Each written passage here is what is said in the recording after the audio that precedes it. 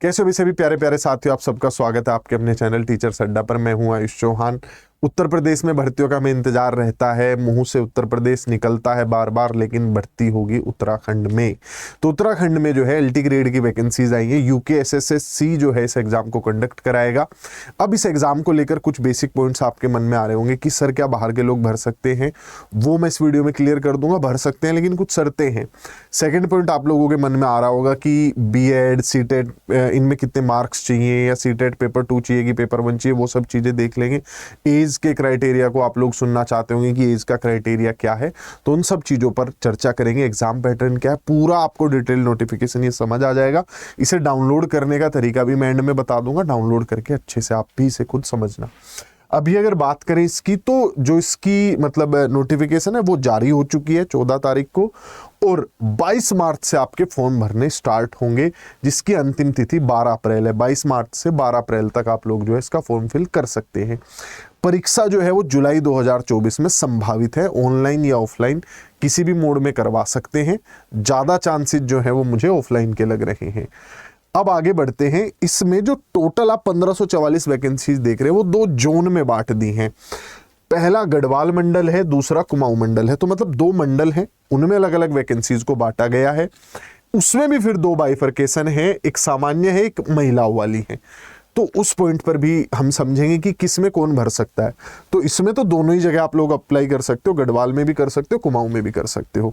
परीक्षा ऑफलाइन या ऑनलाइन किसी भी मोड में करवाई जा सकती है। इसमें कुछ विभागीय परीक्षा भी होनी है, तो उसके लिए भी प्रावधान रखा गया है। अब जो नंबर ऑफ वैकेंसीज है, जो मैंने आपको कहा कि जो टोटल वैकेंसीज है उसका 60% जो है वो सीधी भर्ती के थ्रू भरी जा रही है। अब इन वैकेंसीज का बाइफरकेशन जो है वो मंडल के हिसाब से, फिर पुरुष और महिला के हिसाब से। तो आपको भर्तियों को समझने के लिए कि किस सब्जेक्ट में कितनी वैकेंसीज है, नोटिफिकेशन को डिटेल में खुद जाकर पढ़ना पड़ेगा। जैसे उदाहरण के तौर पर सहायक अध्यापक के 93 पद हैं, लेकिन ये जो पद हैं ये आपके गढ़वाल मंडल के हैं। तो ऐसे ही वैकेंसी आपकी कुमाऊं मंडल की भी होगी। इससे अलग महिलाओं की वैकेंसी अलग होंगी। ये सामान्य शाखा की हैं। 60% सामान्य के लिए रख लिया, कुछ परसेंट महिलाओं के लिए रख लिया। 100% का कुछ 10%, यानी 100-150 वैकेंसीज विभागीय भर्ती के थ्रू भरी जाएंगी। तो उसका एक बड़ा डिवीजन है, वो आप अपना डिटेल में जाकर कि आपके सब्जेक्ट की कितनी वैकेंसी आप देख सकते हैं। हम चलते हैं मेन बातों पर, जो कि आपको सरसरी तौर पर अभी समझनी होंगी।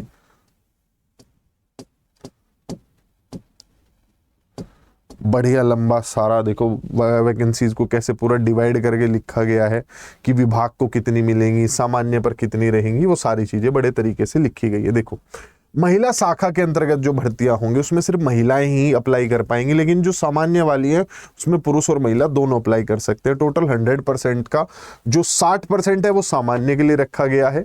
ठीक उसके बाद जो 60% महिला शाखा का है वो रखा गया है। विभागीय जो है 10% सामान्य शाखा। मतलब ये बहुत ही जटिल है, अगर आप इसे ढंग से पढ़ोगे तो ये आपको समझ आएगा, वरना इसमें कंफ्यूज हो सकते हो, क्योंकि बोलते वक्त मैं खुद कंफ्यूज हो जा रहा हूँ। बहुत बाइफरकेशन है, 2 मंडल है। मंडल में फिर सामान्य और महिलाएं अलग से, और विभाग की वैकेंसीज फिर अलग से है। अब आगे चलते हैं इसमें। और वैकेंसी जो है लेवल 7 की वैकेंसी है, मतलब लगभग अगर मैं कहूं तो 60-65 हज़ार स्टार्टिंग सैलरी इसमें मिल जाएगी। उसके बाद क्या सब्जेक्ट के लिए कॉम्बिनेशन चाहिए होता है, तो इसमें सभी जो भी सब्जेक्ट के लिए आप अप्लाई कर रहे हो, जैसे आप सामान्य अध्यापक के लिए अप्लाई कर रहे हो, या आप गणित के अध्यापक के लिए अप्लाई कर रहे हो, या आप विज्ञान के लिए अध्यापक के लिए अप्लाई कर रहे हो, तो BEd तो चाहिए ही चाहिए, लेकिन उस संबंधित विषय में आपने स्नातक भी किया हो, यानी ग्रेजुएशन भी किया हो। और उसका जो कॉम्बिनेशन है वो वैसा ही है जैसा KVS DSSS या बाकी सब जगह देखने को मिलता है। बिल्कुल सेम है, कुछ उसमें कोई अलग नहीं है। जो हमारी NCTE की जो गाइडलाइंस है वही सारी इसमें भी फॉलो की जा रही है। कोई नई गाइडलाइन नहीं है, बिल्कुल बेसिक नियम है। तो वो आप अपने जाके पर्टिकुलर जिसका जो सब्जेक्ट है उसके हिसाब से जरूर देख लेगा। SST में वही 2 सब्जेक्ट की कॉम्बिनेशन वाली कहानी है, जिसमें एक में से एक हिस्ट्री होना चाहिए, एक ज्योग्राफी होना चाहिए। आ जाओ अगला पॉइंट। इसमें आपका या तो उत्तराखंड टेट पेपर 2 पास हो या CTET पेपर 2 पास हो। CTET पेपर 2 और उत्तराखंड टेट पेपर 2 में कितने नंबर होने चाहिए उसका फिर एक अलग बाइफरकेशन है। ये उत्तराखंड की महिलाओं को ये छूट मिल रही है, तो अन्य राज्यों की महिलाएं जो है वो इस छूट को ना माने, आप अन्य में आओगे। उत्तराखंड की महिलाएं, एक्स सर्विसमैन, और इसका कुछ तो फुल फॉर्म होगा DFF, दिव्यांग हो गए, ऑर्फन हो गए और अन्य हो गए। तो ये बात ध्यान रखिएगा कि ये जो बाइफरकेशन है आप उसी के हिसाब से देखिएगा। जो अदर स्टेट वाले मेल फीमेल है वो यहां पर आएंगे। अदर स्टेट के SC ST 60 नंबर पर वैलिड है, अदर स्टेट के OBC 75 नंबर पर वैलिड है, और भाई जो आपके EWS हैं अदर स्टेट वाले वो 90 पर वैलिड है। ये बात आप ध्यान रखिएगा। लेकिन क्या अदर स्टेट के डॉक्यूमेंट्स चलेंगे वो मैं आपको आगे चल के बता दूंगा। इसके अलावा अगला पॉइंट, पेपर जो है आपका 100 नंबर का होगा, उसे 2 हिस्सों में बांट लेते हैं।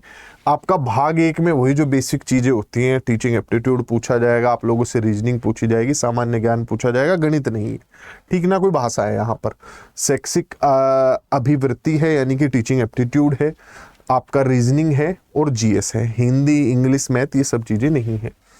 इसके अलावा भाग 2 जिस सब्जेक्ट के आप टीचर बनना चाह रहे हो वो पूछा जाएगा, उसका डिटेल्ड सिलेबस एंड में दिया हुआ है, वो भी मैं आप लोगों को दिखा दूंगा। पेपर में नेगेटिव मार्किंग होगी, 100 सवाल होंगे, 100 नंबर का पेपर बनेगा, लेकिन 1/4 ऋणात्मक अंक होंगे। बात आप ध्यान रखेंगे, नेगेटिव मार्किंग है।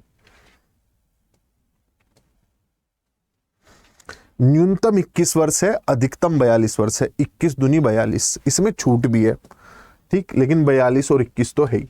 देखो, भारत के नागरिक इस फॉर्म को जो है भर सकते हैं, वो आगे चल के डिटेल में दिया गया है, लेकिन कुछ शर्तें डाल दी गई हैं कि इनमें से कोई एक आपके पास होना चाहिए। आप या तो उत्तराखंड राज्य के मूल निवासी हो, ये है तो बड़ी अच्छी बात है कि आप जो है उत्तराखंड के वो हो, क्या कहते हैं, मूल निवासी, तब तो भर ही दोगे। लेकिन देखो,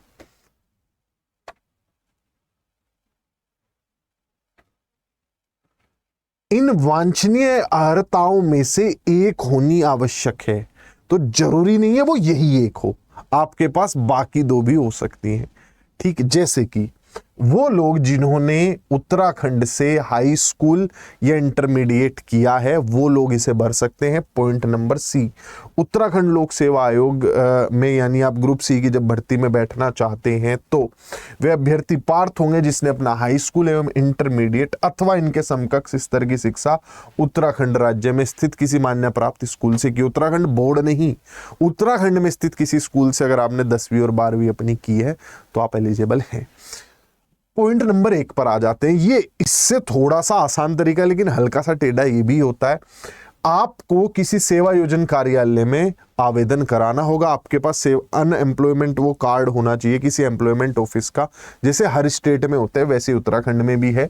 आप उत्तराखंड राज्य में स्थित किसी सेवा योजन कार्यालय में आवेदन पत्र प्राप्ति की अंतिम तिथि तक पंजीकरण करवा लें, यानी कि जो इस फॉर्म की लास्ट डेट है अप्लाई करने की, जो कि शायद 12 तारीख है, 12 तारीख तक आप लोग जो है अपना पंजीकरण किसी सेवा योजन कार्यालय में यानी कि एम्प्लॉयमेंट ऑफिस में जरूर करा लें।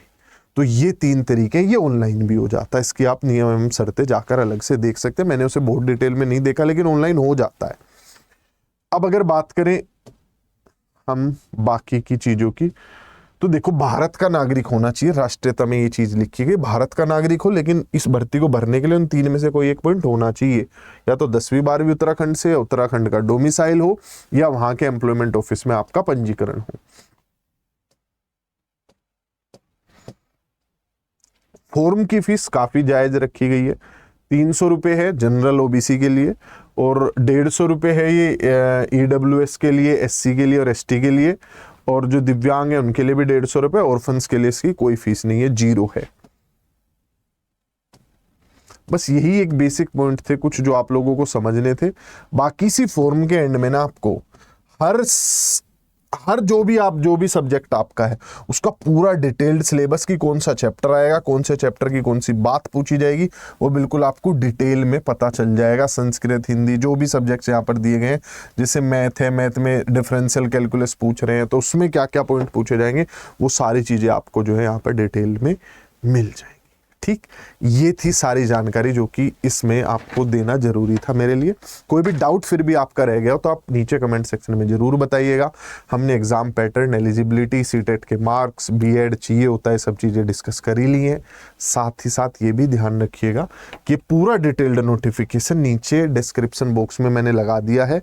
आप वहाँ पे गूगल फॉर्म है उसे भरेंगे, ऐसे नाम, contact number, email ID, subject आप ये भर के सबमिट करेंगे। नेक्स्ट पेज पे यहीं पे पीडीएफ डाउनलोड का ऑप्शन आएगा, उसे डाउनलोड कर लेना। ठीक है, पीडीएफ को अच्छे से पढ़ लेना। कोई भी डाउट हो तो कमेंट सेक्शन में जरूर बताइए।